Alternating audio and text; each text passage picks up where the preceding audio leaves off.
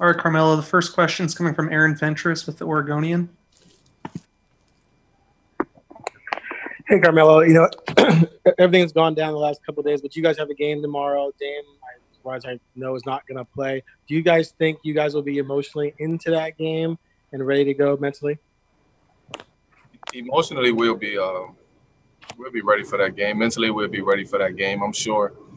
I'm sure that there are guys that this is a tough situation. I mean, no excuses, but what we're dealing with right now is bigger than basketball. So it'll be very difficult to kind of wrap our minds around everything that's going on and focus on the things that's going on that's affecting our community, and then go out there and play basketball. So it's a thin line between the two, but we have to do it. We got to go out there. We got to play, and it's no time to give up now. We got to continue to fight this fight. Next question is coming from Matt Sullivan with HarperCollins. Hey, Mel, how you doing? What's up, man? In 2016, during a month of police violence and political conventions, you invoked the Ali Summit in a call to action to fellow athletes. You took the stage of the ESPYs, and you said that players were powerful enough to create your own league, but that it would require unity and a plan. Have the last few days felt like a culmination of both your call to action and that leverage, or do you feel like the kind of activists and leaders of this league still have some organizing to do? Well, we're a long way away from seeing the change and making the change that we really want to see and we really want to make. But with that being said, you have to take small victories as they come. You have to attack small issues on the smaller level as they come.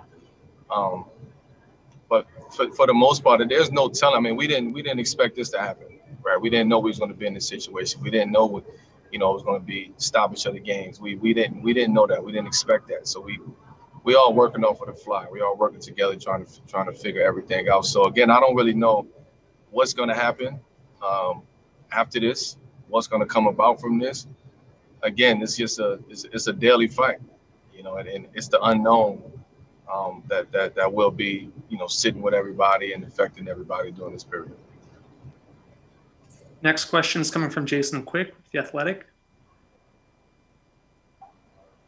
Hey, Melo, 65 years ago to the day, Emmett Till was murdered, which is exhausting and embarrassing, I think, all in one. What gives you hope that today you guys can kind of evoke meaningful change? Is there anything about today that you think you guys are making strides or that gives you hope? When you put it like that, I don't see the hope. I don't see the change. 60 something years to this day of Emmett Till, and we're still dealing with that same issue today. Jacob Blake, the most recent one. These are things that's been happening, that will continue to happen. And they've always been happening, right? And now we're seeing it in the palm of our hands. We're seeing it on our TV screens. We're seeing it live and direct. And I think that impact of us seeing that and seeing those things happen to people of color, Black men in particular, it makes it very difficult. It makes it, very emotional. It's challenging. And we all feel like we have to do something. We should be doing something. And, whether your race, gender, whatever it may be, it's time for everybody to say that enough is enough. I mean, you don't have to just be Black to say that enough is enough. Everybody needs a change. We all need that change, and it's affecting our community at an all-time high right now. Next question is coming from Casey Holdall with Trailblazers.com. Carmelo, as an individual, what was your thoughts or your position in terms of continuing to play in the postseason? Look, we got together, we had conversations, we had dialogue, we had very honest and open dialogue with all the guys that was here. Now, was everybody on the same page? No, everybody has their own opinions, everybody has their own feelings and their own things that they stand on and they believe in. But for the sake of this NBA and our players and our union, we decided as a unit to come back and play. Um, Again, we all have our different opinions, our different takes on it. But I think overall, we're doing it for the greater good of what we have and what we started and what we've accomplished, and just being able to continue to use our platform um, to speak out and bring awareness to a lot of the different issues that's happening out there in our community. With also along those lines, it's nobody knows what's going to happen after this.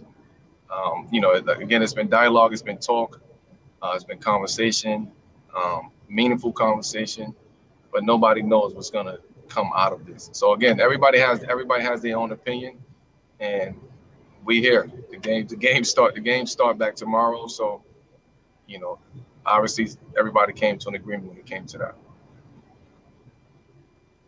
We have one final question coming from Jason Quick with The Athletic. Melo, on top of all the social unrest going out there in the world, I mean, you guys are kind of captive in a way in the bubble. And I'm just wondering how you're doing mentally. But overall. That's the number one thing. The number one thing is our mental health at the end of the day. And I think that's why you saw the stoppage. Maybe the stoppage should have continued. Who knows? But the mental health of the guys that's here, the workers, the staff, that plays a major part in what's going on right now. You have everything that's going on that we're dealing with within our own communities, within our own individual families, within our own teams and our own city, and then you throw on top of that, the mental capacity to be able to handle all of that. We are supposed to be superheroes. We are supposed to be, who we are, the best at our job, the best at what we do, the best in the world. But I think people forget that at the end of the day, we're human, and we have to deal with these issues, and we do deal with these issues. Just because we are professionals and playing NBA, that doesn't take away the fact that we still have to deal with a lot of these issues. We still have to talk to people who are on the grounds and dealing with these issues, family members, friends, people that we may know, people that we might not know. That's the fight at the end of the day. This basketball is just a game. This game, it comes and goes, and it's a sport, and it's not something that at this moment it's hard to put your all into it, especially when you're not there mentally. So mental health is a key component to what happens down here, and I'm sure everybody's going through it. Everybody is probably in their room talking to people or trying to figure out how to figure it out on their own. But I think coming out of this, mental health would be either at all-time high or all-time low.